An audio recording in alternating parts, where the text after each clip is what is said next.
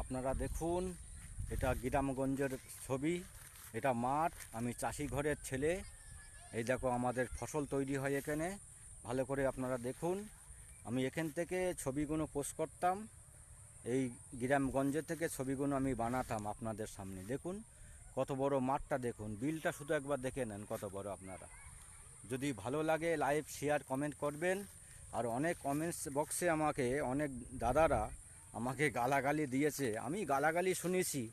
তবে গালাগালি শোনার অভ্যেসটা আমার তো আছে, কেন ছোটোবেলা থেকে তো মার খেয়েছি বাপদের হাতে মাদের হাতে, হ্যাঁ মাস্টারের মশার হাতে মার খেয়েছি। আর আপনারা গালাগালি দিয়ে আর কী করবেন বলেন?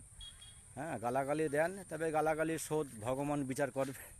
আমার বিচার করার ক্ষমতা আপনাদের নেই, আমারও নেই। কেন? ভগবান বিচার করবে। আমি যদি সত্য বলি, কিছু কথা অনেক লোকে শুনে অনেক গালাগালি মন্দ আমাকে দিয়েছে, কিচ্ছু করার নেই ভাই। গালাগালি দেন, অসুবিধা